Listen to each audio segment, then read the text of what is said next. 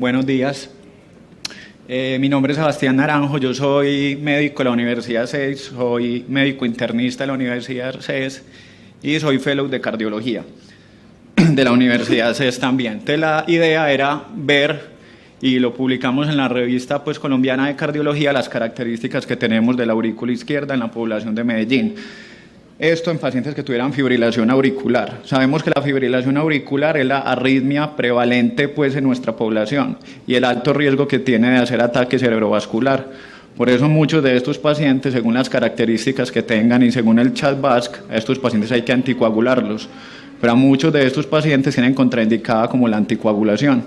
Entonces, idealmente, en estos pacientes hay otros procedimientos invasivos para, decirlo así como entre comillas, poder curar la fibrilación auricular, que son el aislamiento de venas pulmonares o hacer un cierre percutáneo de la orejuela de la aurícula izquierda. De esta manera, podríamos suspender o por lo menos disminuir las probabilidades de que el paciente con FA tenga un alto riesgo embólico. Pero para uno poder hacer el aislamiento de venas pulmonares o la oclusión percutánea de la orejuela de la aurícula izquierda, necesitamos conocer las características anatómicas de nuestra propia población y eso no lo conocíamos hasta ahora. Entonces, por eso fue que cogimos a 46 pacientes y tratamos de hacerles tomografía computarizada para ver cómo era la aurícula izquierda de nuestra población. Entonces el objetivo, lo que queríamos ver, eran las características morfológicas de nuestras aurículas izquierdas, de nuestras venas pulmonares, que es el principal sitio donde se produce la arritmia en las venas pulmonares y es por eso que se hace aislamiento de venas pulmonares. Entonces queríamos ver cómo eran las venas pulmonares y cómo era la aurícula izquierda de nuestros pacientes. Estos eran más o menos la tabla como para que ustedes vean la edad promedio que tenían los pacientes. La mayoría eran de sexo masculino y nosotros hablamos que cuando tenemos unos volúmenes de la aurícula izquierda mayores de 80 mililitros o de 80 centímetros cúbicos, el paciente tiene una aurícula izquierda que es muy grande o que está muy dilatada, que eso predispone a la fibrilación auricular. Entonces vean que la mayoría de los pacientes o de nuestros pacientes tenían unos volúmenes auriculares que eran grandes. Entonces la idea es que mediante la tomografía uno pueda medir, este es el ventrículo izquierdo, esta es la válvula mitral, esta es la aurícula izquierda y estas son las venas pulmonares. Nosotros tenemos 2 venas pulmonares y de esta manera tenemos 4 venas pulmonares, aquí nada más se ven 2 y de esta manera uno puede reconstruir tridimensionalmente cómo es la aurícula izquierda de cada persona. Acá se ve la aurícula izquierda y se ven las 4 venas pulmonares que llegan a la aurícula de cada paciente. Y con esto podemos ver si el paciente se beneficia de aislamiento de venas pulmonares y cómo debe ser el aislamiento de venas pulmonares y el cierre de la orejuela. Así como tenemos esto, también podemos hacer, este es el mismo dibujo en 3D y podemos hacer como una visión, por decirlo así, endoscópica de la aurícula izquierda, porque para nosotros saber en qué puntos vamos a dar la ablación con el catéter. Después de este estudio nos dimos cuenta que hay una alta prevalencia de venas accesorias, o sea, yo ya les dije que uno tiene 4 venas accesorias, sin embargo se vio que en la población muchos tenemos algunos tipos de variantes anatómicas, a veces tenemos 3 en el lado derecho o 4 o 5, entonces es muy importante.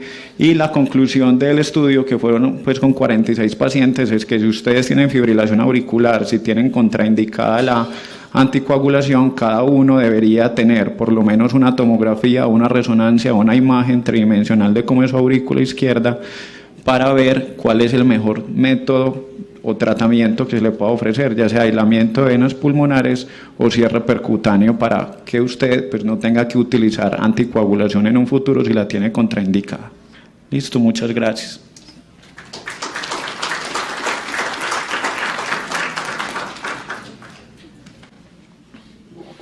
A continuación, el trabajo titulado Infarto agudo de miocardio con complicación tromboembólica. Explica que los expositores en el descanso pasen al póster para el jurado y hablar con ellos. Pedimos a los expositores que en el descanso pasemos al hall para que el jurado pueda hablar con ustedes y pregunte algo acerca de sus trabajos.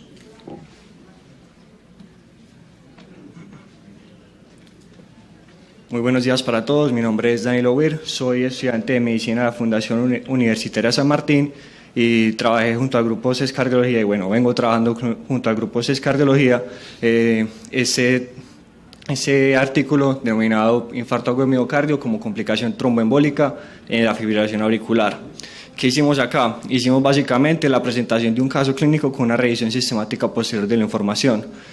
Y a manera de introducción es importante mencionar que la fibrilación auricular es la arritmia más común en la población general, tal como lo mencionó el doctor Sebastián. Esta fibrilación auricular aumenta el riesgo embólico y, como es sabido por casi todos los presentes en este auditorio, es como muy clásico decir que la fibrilación auricular causa lo que denominamos accidente cerebrovascular. Entonces se trataba de un paciente de 52 años, masculino, quien en junio de 2015 presenta un cuadro clínico caracterizado por palpitaciones y náuseas. 12 horas después, el paciente debuta con dolor torácico tipo opresivo y cuando es trasladado al servicio de urgencias se le diagnostica un infarto agudo de miocardio sin elevación del ST, pero en presencia de fibrilación auricular, tal como se ve en este electrocardiograma y en el póster afuera se puede ver mejor. El paciente se le toma pues todos los laboratorios básicos y todo esto. Las troponinas son positivas, por lo cual el paciente es programado para una coronariografía. En la coronariografía se le encuentra un trombo fresco, una porción distal de la descendente anterior, como se ve en esta imagen, y se le hace una trombectomía mecánica. Se deja al paciente anticoagulado con antiarrítmicos. Posteriormente en su seguimiento se le realiza una prueba de esfuerzo y un ecocardiograma. El ecocardiograma transtorácico no muestra zonas de acinesia ni hipoquinesia en la zona afectada por el infarto, y un mes después de este tratamiento es llevado a aislamiento de venas pulmonares como tratamiento definitivo para su fibrilación auricular. Ahora bien, este caso es algo exótico por lo que les mencionaba anteriormente, y es importante mencionar que los émbolos, cuando se generan en la fibrilación auricular, tienen este predominio en la circulación cerebral por 3 razones fundamentales. La primera es que hay una diferencia en el calibre entre la aorta y la salida pues, en el callado aórtico de las 3 grandes arterias y las arterias coronarias, siendo de mayor resistencia las arterias coronarias. La segunda, que es el origen anatómico de las arterias coronarias, que como es en la raíz de la aorta, quedan protegidas en el momento de sístole por las valvas de la válvula aórtica. Y la tercera es que el flujo coronario se da principalmente en diástole y los émbolos son movilizados principalmente en sístole, lo cual hace que en nuestro caso sea algo como difícil de definir qué fue lo que pasó en él por estos 3 motivos. Ahora, como conclusiones pues, del trabajo y de nuestra revisión, en estos pacientes es posiblemente que sea subdiagnosticada el infarto agudo de miocardio causado por fibrilación auricular. Una de las razones de esto es que los coágulos que hace la fibrilación auricular son coágulos rojos y no son tan ricos en plaquetas, por lo cual los mecanismos endógenos fibrinolíticos del cuerpo pueden disolverlos. Y lo otro es que estos pacientes se pueden beneficiar de anticoagulación a largo plazo y la estrategia de manejo adecuada para ellos en nuestra revisión es la trombectomía mecánica. Muchas gracias.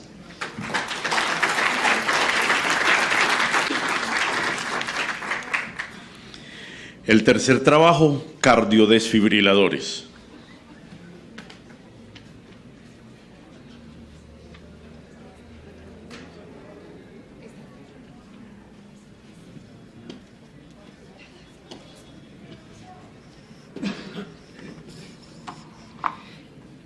Buenos días para todos, mi nombre es Laura Betancourt Vázquez, yo soy interna de medicina de la Universidad CES y este se trata de un estudio descriptivo longitudinal acerca de los patrones de uso de desfibriladores implantables en Colombia. Este es el resultado de una serie de 481 pacientes. Bueno, entonces la muerte súbita cardíaca es una condición clínica que afecta a millones de personas alrededor del mundo. Y es por esto que los cardiodesfibriladores implantables, como estrategia de prevención primaria y secundaria, ocupan un papel fundamental hoy en día. El uso de cardiodesfibriladores implantables para prevenir la muerte súbita ha ido aumentando a lo largo del tiempo, debido a que las indicaciones clínicas se han hecho cada vez más incluyentes. Sin embargo, en nuestro medio, lastimosamente, todavía carecemos de estudios que nos permitan establecer las características clínicas, demográficas y la sobrevida posterior al implante de este tipo de dispositivos. El objetivo de este estudio fue, pues, conocer las características de nuestros pacientes usuarios de cardiodesfibriladores implantables, clínica, demográficamente, y establecer la sobrevida de los mismos a lo largo del tiempo.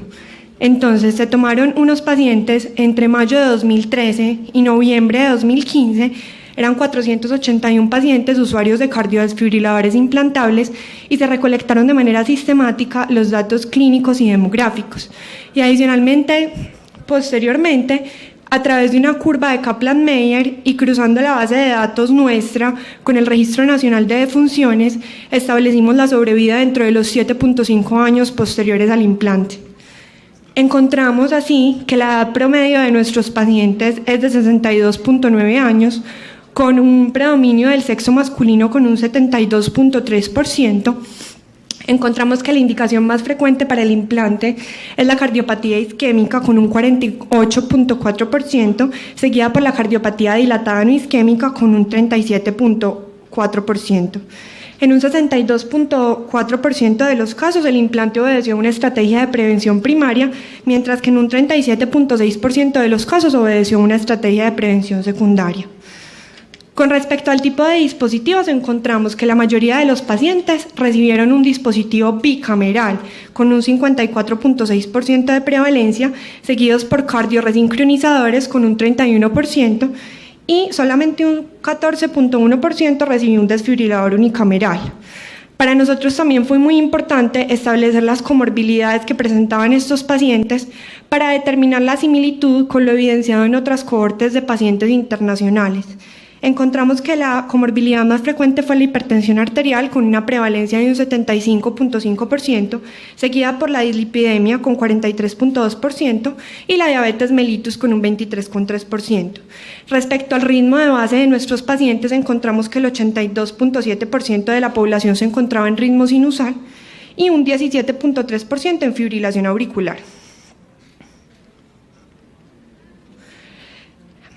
Algo interesante que encontramos después de correr la curva de Kaplan-Meier es que la sobrevida de la población global dentro de los 7.5 años posteriores al implante de estos dispositivos es del 80%, pero observamos un comportamiento diferente entre los pacientes que tenían cardiopatía isquémica y los pacientes que tenían cardiopatía no isquémica, y por eso analizamos la diferencia en la sobrevida de dichos pacientes, encontrando algo muy interesante, que fue lo siguiente, y es que significativamente los pacientes isquémicos se mueren más que los no isquémicos, con una P menor de 0.0001 y un hazard ratio de 12.3.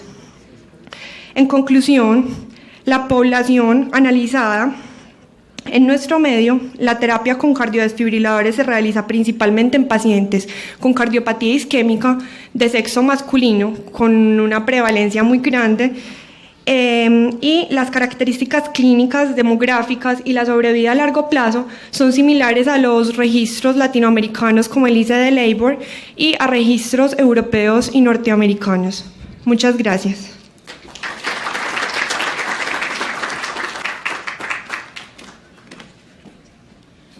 Y el cuarto y último trabajo de investigación a presentar en esta jornada recibe por título Caracterización clínica y por imágenes de pacientes con el ventrículo izquierdo no compacto.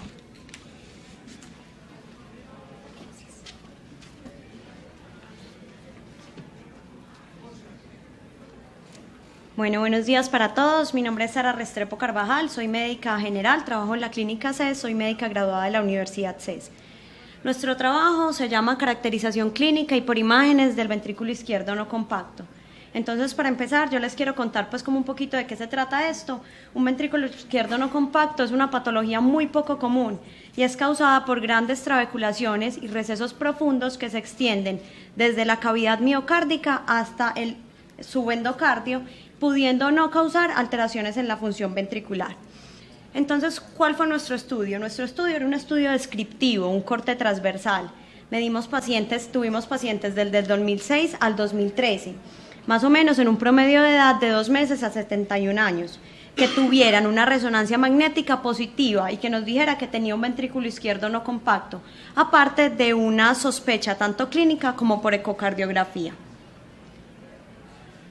Entonces, ¿qué encontramos? Tuvimos 33 pacientes que tenían una resonancia magnética positiva que nos llevaba pues a una conclusión de un ventrículo izquierdo no compacto.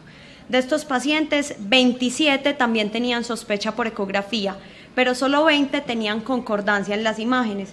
Esto como lo hicimos por unos criterios de Jenny, que son para ecocardiografía, y unos criterios de Petersen, que son para resonancia, donde se mide la cantidad de ventrículo no compacto sobre la cantidad de ventrículo compacto, y de acuerdo a eso hay un índice que es mayor a 2 en la ecocardiografía o mayor a 2.3 en la resonancia magnética. Entonces, ¿qué fue lo que encontramos? Tuvimos un promedio de edad más o menos, como les dije, entre los 2 y 71 años, con un promedio entre 29 años más o menos, donde la mayoría de nuestros pacientes eran menores de edad. Mujeres 36.4% con una mayor prevalencia en hombres. Nuestro síntoma principal fue la disnea. La presentaron 78.8% de los pacientes, seguida de palpitaciones y dolor torácico. Asintomáticos solamente estuvieron 4 pacientes que contaban para un 12.9%. Acá viene lo importante, el síndrome clínico más importante que se presentó fue la falla cardíaca con un 51% de los pacientes, seguida de síncope y muerte súbita. La mayoría de nuestros pacientes, como es un diagnóstico que no se coge de manera temprana, venían presentando una fracción de eyección por debajo del 40%, con un porcentaje del 57.6%. En la tabla del lado de allá podemos observar los síntomas dependientes de la edad. Sin embargo, a pesar de que nuestros pacientes eran en su mayoría menores de 20 años, no había una diferencia pues estadísticamente significativa entre los síntomas entre los promedios de edad, pero sí la había entre la relación con la fracción de eyección, como era de esperarse. Mientras los pacientes menos fracción de eyección tuvieran, los síntomas eran más predominantes. Como vemos acá en esta tabla, a menor fracción de eyección menor al 30, tenían más sintomatología. Y los 4 pacientes que les comenté inicialmente, que estaban completamente asintomáticos, que correspondían a un 12.9%, eran los pacientes que tenían fracción de eyección conservada. Acá la fracción de eyección, que ya les dije, la mayoría era menor al 40%, porque se cogen en un estadio ya más determinado. Acá están las imágenes por resonancia magnética. Bueno, no se ve pues como muy bien en esta diapositiva, pero donde se ven las grandes trabeculaciones del ventrículo izquierdo.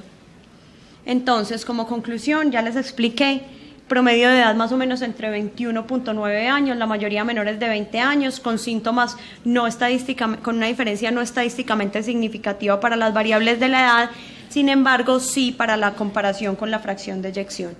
La concordancia diagnóstica entre ecocardiografía y resonancia magnética solamente la tuvieron 20 pacientes, correspondientes a un 63.6% por los criterios de Jenny y Petersen. Los síntomas más importantes, disnea, palpitaciones y dolor torácico.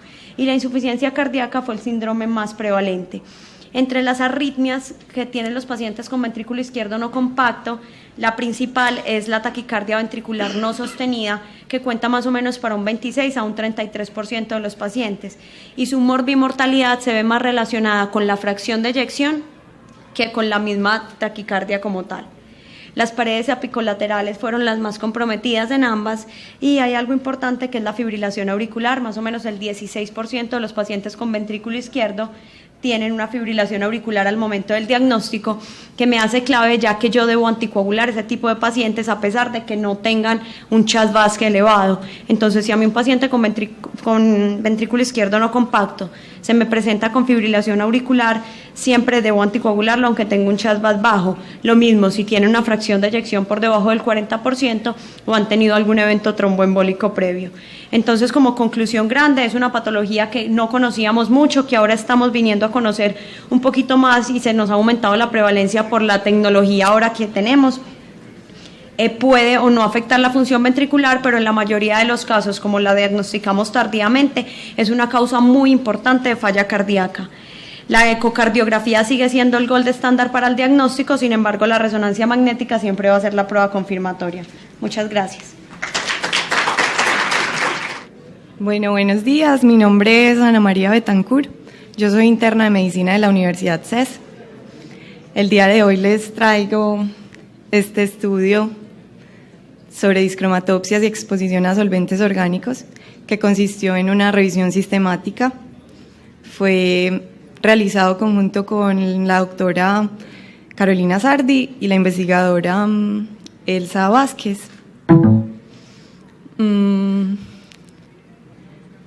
Bueno, les puedo empezar a contar sobre los solventes orgánicos. Son ampliamente utilizados en fábricas de plásticos, de pinturas, de metales. Características importantes de ellos son volátiles y lipofílicos, lo que va a permitirles ser inhalados por población que está expuesta a ellos y luego adherirse fácilmente a tejidos ricos en lípidos, como es el sistema nervioso central.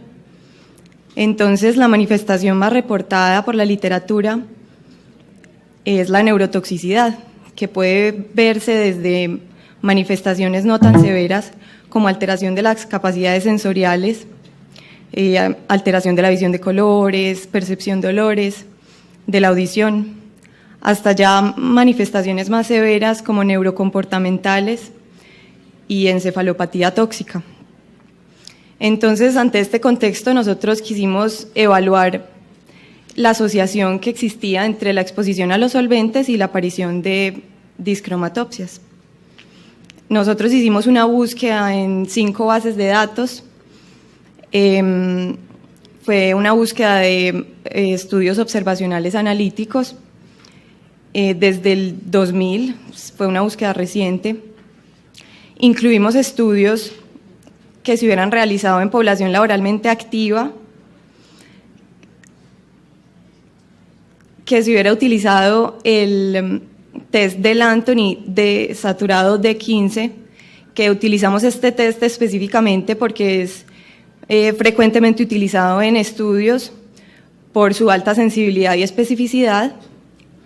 Además, los estudios debían tener controles no expuestos y haberse medido la exposición a los solventes.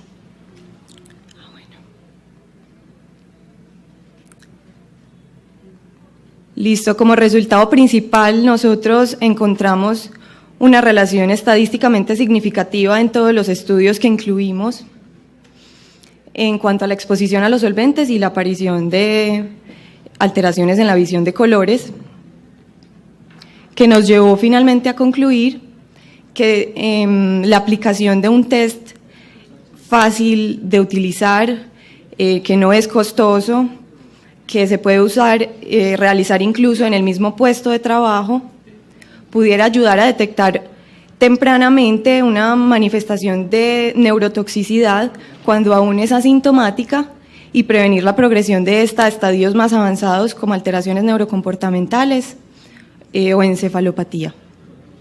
Y este fue mi estudio. Muchas gracias.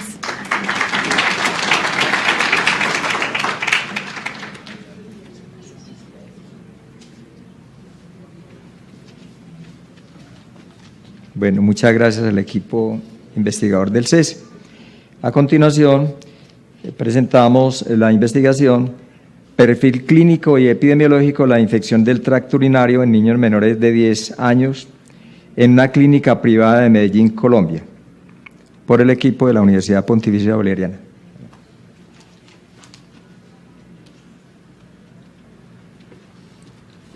Buenos días, mi nombre es Juliana Molina Valencia y soy estudiante de la Universidad Pontificia Bolivariana y hoy les voy a hablar del perfil clínico y epidemiológico de la infección del tracto urinario en niños menores de 10 años en una clínica privada de la ciudad de Medellín, Colombia.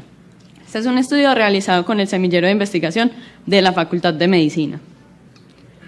Para empezar, la infección urinaria en niños se define como la colonización e invasión de patógenos, de microorganismos patógenos del tracto urinario asociado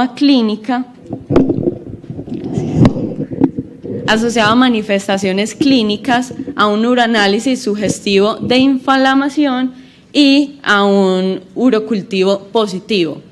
Entonces, ¿por qué es importante la infección urinaria en niños? Principalmente porque afecta anualmente 150 millones de niños y se considera que es la segunda enfermedad infecciosa bacteriana en la población pediátrica. Y esta infección lleva complicaciones muy importantes como hipertensión arterial y falla renal en la población pediátrica que, con un diagnóstico oportuno y un tratamiento efectivo, se van a disminuir estas complicaciones de manera importante. Para esto, nosotros buscamos las características clínicas principales en la población y las características sociodemográficas para establecer el perfil de nuestra población de estudio. Hicimos un estudio descriptivo retrospectivo donde incluimos todos los pacientes menores de 10 años que consultaron entre el 2011 y el 2013 en una clínica privada de Medellín, y se excluyeron pacientes en los que las historias clínicas no estuvieran completas para determinar nuestros objetivos, tanto general como específicos, y pacientes en los que el diagnóstico de ITU no fuera clara por una infección concomitante en el último mes.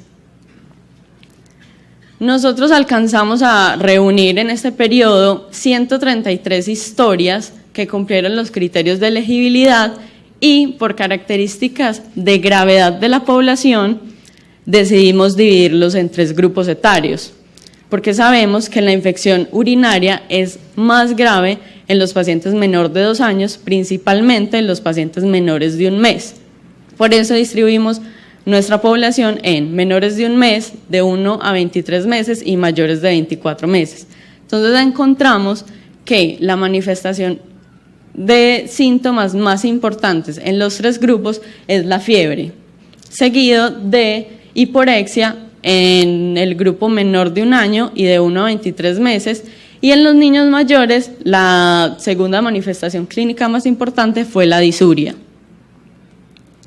Dentro de los signos encontramos también más prevalente en los 3 grupos poblacionales la irritabilidad, seguido de ictericia en los menores de 1 mes, de 1 a 23 meses la emesis, y en los mayores de mayor igual a 24 meses la hematuria. Nosotros decidimos dividir la población en ITU complicada y no complicada, que es una división clínica, una clasificación clínica que permite diferenciar los pacientes. La ITU complicada son los pacientes que tienen alteraciones anatómicas o funcionales que los predisponen a la infección urinaria, y esta clasificación nos pareció de mayor relevancia clínica que otras clasificaciones para abordar al paciente de manera integral. Nuestro estudio reflejó que el 32% de la población en total tenían una infección urinaria complicada. El pilar fundamental del tratamiento de la infección urinaria en la población pediátrica es un tratamiento antibiótico empírico. Y para escoger un tratamiento antibiótico empírico efectivo, se deben cubrir los patógenos principales. En nuestro estudio, la micacina fue utilizada en el 60% de la población como tratamiento empírico para todo el grupo poblacional. Se realizó ajuste antibiótico después del resultado del urocultivo en 56% de los pacientes. Y ese ajuste llevó al que el tratamiento final más utilizado fuese la cefalexina. Ya les voy a mostrar por qué se utilizaron estos antibióticos. Entonces, como aislamiento de microorganismos en el urocultivo, el principal microorganismo aislado en los 3 grupos fue la E. coli, seguido de la Klebsiella pneumoniae y el Proteus mirabilis. Entonces, como conclusiones de nuestro estudio, tenemos que los síntomas inespecíficos en la población pediátrica son fundamentales reconocerlos para hacer un diagnóstico oportuno y un tratamiento efectivo y evitar las complicaciones en la población. Muchas gracias.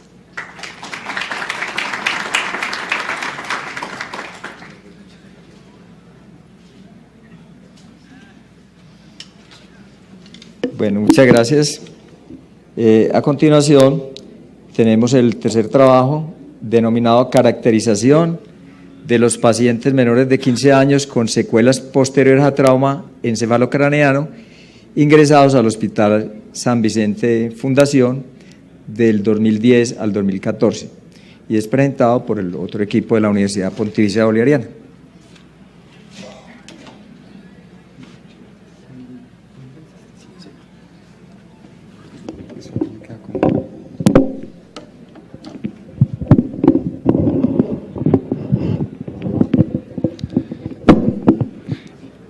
Buenos días, ¿cómo están? Bueno, mucho gusto. Yo soy Andrés David Aranzazu Ceballos, estudiante de 10º semestre de la Universidad Pontificia Bolivariana y miembro activo del Semillero de Investigación CIFAM. Bueno, el día de hoy les voy a presentar un trabajo de investigación que se titula Caracterización de los pacientes menores de 15 años que sufrieron un trauma encefalocraneano y presentaron una secuela en el Hospital San Vicente, que fueron atendidos en el Hospital San Vicente Fundación entre los años 2010 y 2014. Bueno, tenemos que como trauma encefalocraneano tenemos la principal definición en la cual hablamos de una lesión de alta energía caracterizada por un daño estructural y vascular, ya sea en la bóveda craneana y en el encéfalo propiamente dicho. Cierto, la literatura ha reportado las principales causas y entre ellas tenemos que los accidentes de tránsito, las caídas y el golpe contundente son las tres principales causas de TEC, pero tenemos que hay una distribución bimodal y se debe clasificar según las diferentes edades. Por ejemplo, los menores de 2 años son más prevalentes las caídas y en los pacientes que inician la pubertad son más prevalentes los accidentes de tránsito. Listo. La clasificación, hay muchas clasificaciones para clasificar el TEC, pero para este estudio escogimos la clasificación de la gravedad según la escala de Glasgow. Y las secuelas, se han reportado diversas secuelas, ¿cierto? Pero las más importantes y las que se reportan más frecuentemente son la cefalea, los déficits motores, déficits sensitivos y déficits cognitivos. Bueno, el objetivo fue caracterizar a los pacientes menores de 15 años que presentaron una secuela posterior al trauma craneoencefálico e ingresaron a esta institución en el periodo de tiempo mencionado.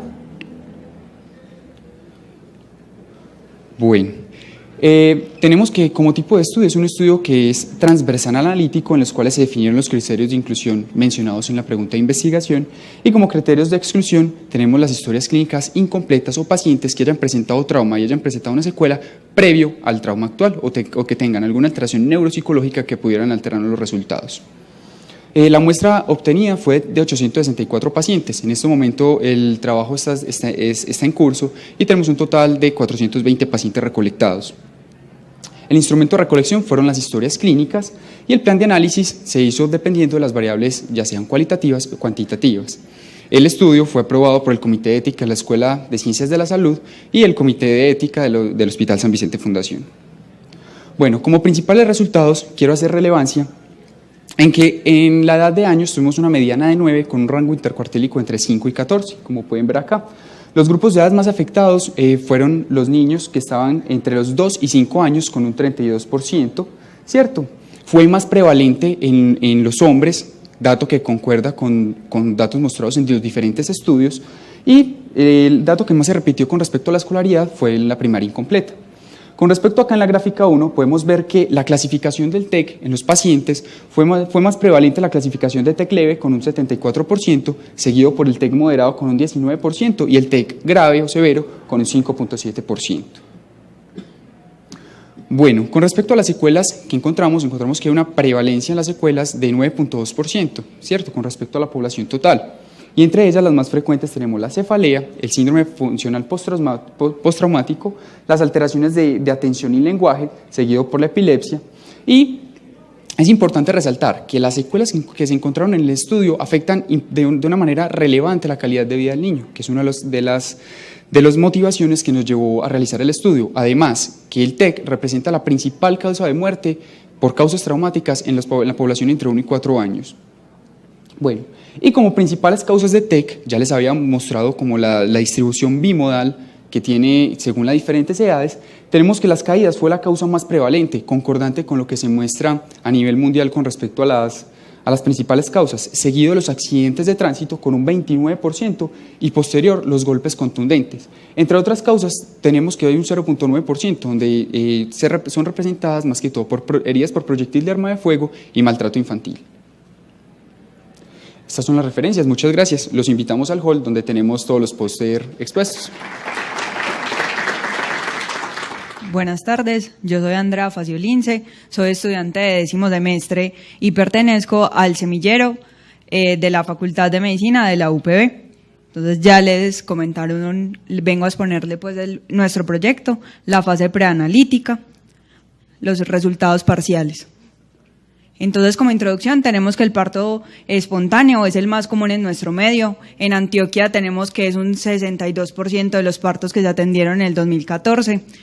El Ministerio nos da un objetivo que es que los partos se atiendan dentro de las instituciones para prevenir la mortalidad y la morbilidad materna y perinatal.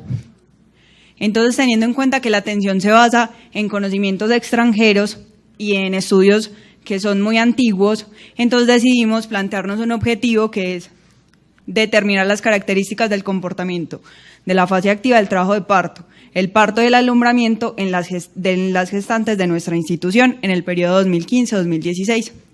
Tenemos que es un estudio descriptivo, ambispectivo, se excluyeron los partos asistidos, múltiples o con historias clínicas muy incompletas para las variables de nuestro interés.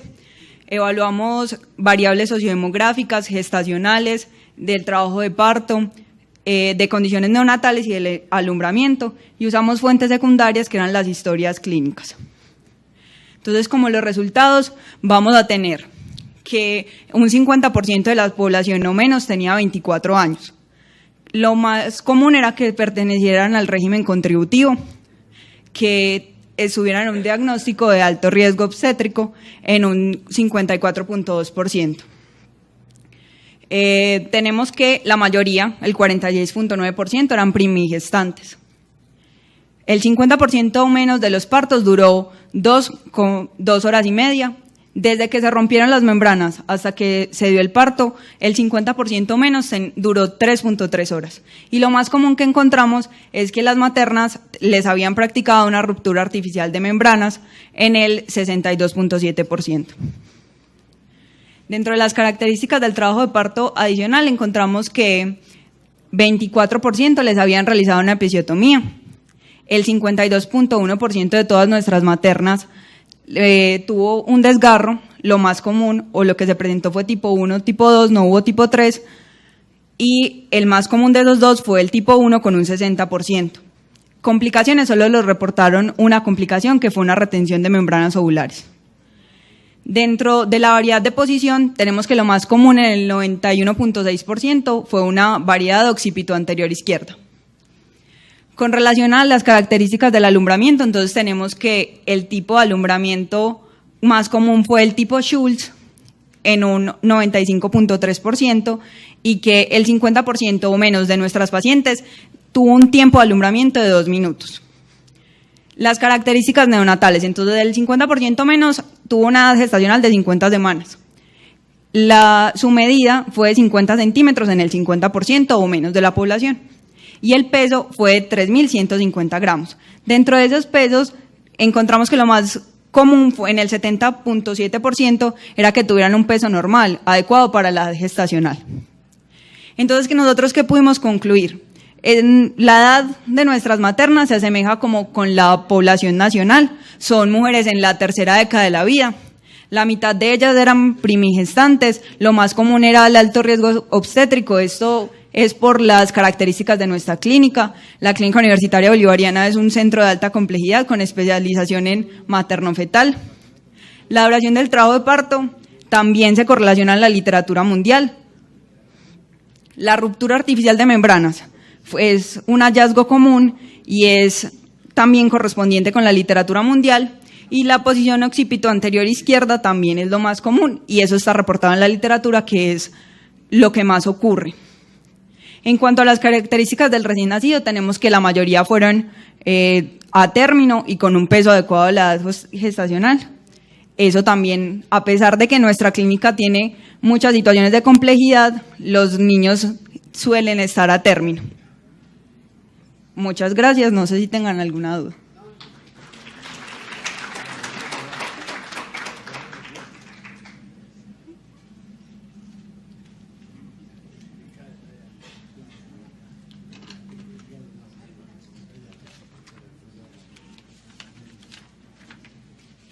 Van a ser 3 trabajos, llevamos uno, cada uno 3 minutos, es rápido. El tercer trabajo se llama, el trabajo que sigue se llama perfil clínico epidemiológico de gestantes con infección del tracto urinario atendidas en la Clínica Universitaria Bolivariana.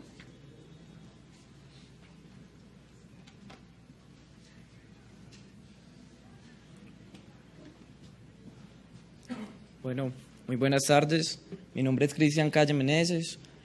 Curso décimo semestre de la Universidad Pontificia Bolivariana y soy miembro activo del semillero de investigación de la facultad.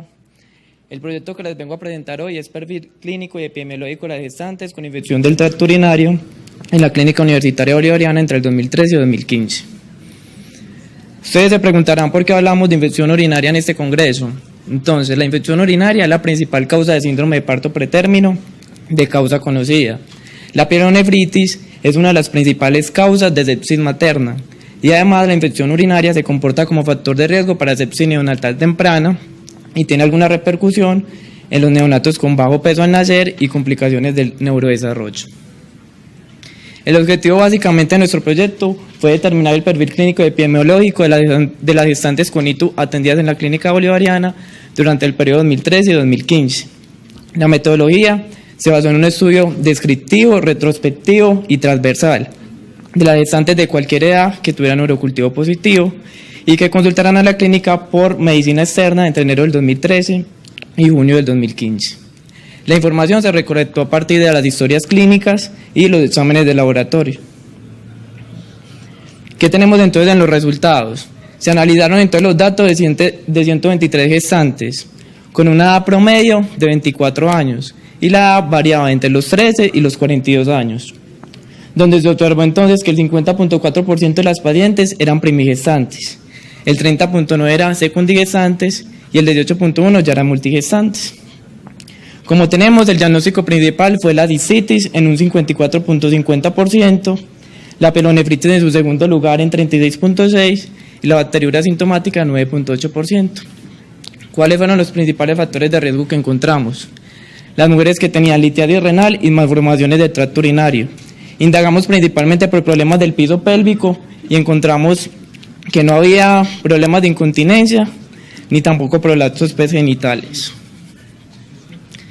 En la presentación clínica encontramos que la más frecuente y con más prevalencia era la disuria y los síntomas irritativos vesicales, pero tampoco descartamos que tuvo gran preponderancia el apuño-percusión, el dolor en flancos y la fiebre subjetiva, que son como hallazgos clínicos pues muy frecuentes en la pielonefritis. En el tratamiento, principalmente todas las gestantes recibieron terapia antibiótica y por protocolo de la clínica el principal antibiótico que se les administró fue Astronam, ¿cierto? Que era pues adecuado para cubrir el espectro de los gram negativos, que son los principales microorganismos que causan las infecciones urinarias. De las complicaciones que se identificaron en las gestantes, se presentaron algún episodio de ITU o bacteriuria asintomática. Las principales fueron amenaza de parto pretérmino, ruptura de membrana y trastornos hipertensivos asociados al embarazo. Como conclusiones que tenemos, que coli continúa siendo el germen más común de infecciones del tracto urinario, que el antibiótico que se administró sobre todo a las pacientes que tenían pielonefritis fue el Astronam, que los síntomas más frecuentes fueron los síntomas irritativos vesicales, pero que también tuvo gran importancia tenesmo vesical y dolor en flancos y sobre todo puño-percusión positiva al examen físico. Las complicaciones más comunes fueron sepsis materna, amenaza de parto pretérmino y, como ya habíamos dicho, trastornos hipertensivos asociados al embarazo. Muchísimas gracias.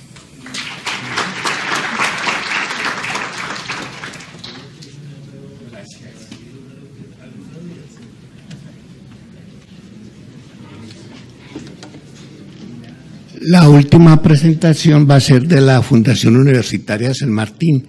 Antes de ceder la palabra, les agradezco a todos los estudiantes su participación acá en estos 2 días. Mañana hay otra sesión y les solicito que vayan a sus póster para que los evaluadores y cualquiera de los presentes les haga las preguntas que deseen.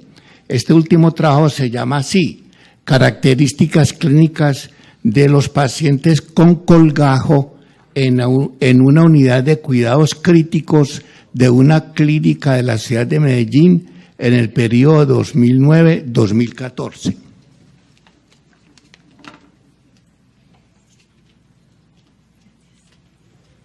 Buenas tardes, mi nombre es Valeria Gómez, soy estudiante de 10º semestre de la San Martín y les voy a hablar sobre este proyecto de colgajos en cuidados intensivos.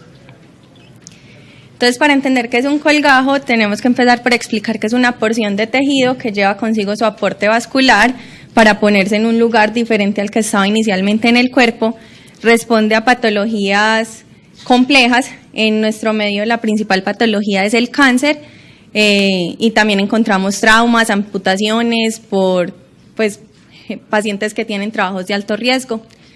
El objetivo es restablecer aspectos anatómicos y funcionales y mejorar la calidad de vida de los pacientes. Hay que tener en cuenta que las complicaciones no se tratan solo del colgajo o de la porción que se pasó de una parte del cuerpo a otra, sino también del sitio donador. Las complicaciones del colgajo principalmente es que se pierda, una pérdida parcial o total, necrosis, trombosis, infecciones, y las del sitio donador, por ejemplo, podría ser debilidad de la pared abdominal y dehiscencia de la herida. Y hay que tener en cuenta que hay muchas comorbilidades que pueden afectar la manera en que evolucionan estos procedimientos. Las principales, según la literatura, han sido el tabaquismo y la diabetes por la hipoxia tisular que genera y la alteración al endotelio. El objetivo del estudio es describir las características clínicas de los pacientes a los que se le ha realizado un colgajo en una clínica de la ciudad de Medellín. Es un estudio descriptivo. En este momento ya estamos terminando la fase analítica. Los resultados que les voy a mostrar son resultados parciales, que hicimos más o menos con un 65% del total de las historias clínicas que recibimos. Se realizó un estudio de 132 historias clínicas a las que se les aplicó un formato de recolección que se realizó a partir de las variables que se encontraron en la literatura y en compañía con intensivista y cirujano plástico. Para las variables cuantitativas se utilizaron medidas de tendencia central y dispersión. Para las cualitativas, cálculo de porcentaje respecto al total, y las asociaciones se realizaron por medio de chi cuadrado y se tomó un valor de P menor a 0.05 para establecer la significancia estadística. Los resultados, aparte de que teníamos mucho, les quiero mostrar primero esta tabla, y esto tiene señalador.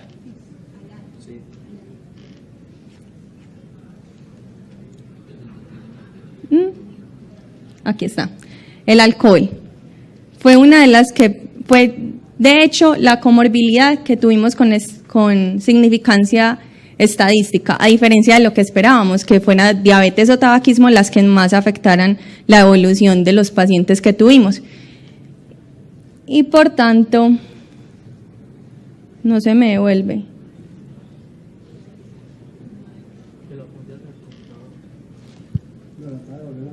Listo, gracias. Lo que hicimos fue realizar una asociación entre la presentación de las complicaciones con las comorbilidades y las características clínicas de los pacientes.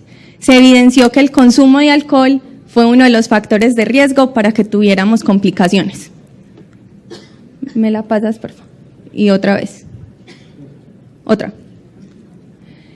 Las conclusiones fue que cuando realizamos estas asociaciones, se dieron algo que hay que recalcar, es que en la clínica en la que se llevó a cabo el estudio hubo más complicaciones que en porcentaje comparado con lo encontrado en la literatura, y que se encontraron que ciertas comorbilidades que pensábamos que iban a afectar más, como lo que les mencionaba de la diabetes, el tabaquismo y aún enfermedades respiratorias como el EPOC, no influyeron tanto como lo hizo el alcohol, y hay que indagar mucho más sobre la relación entre el consumo de alcohol con la presentación de complicaciones en estos pacientes, porque generalmente son complicaciones catastróficas.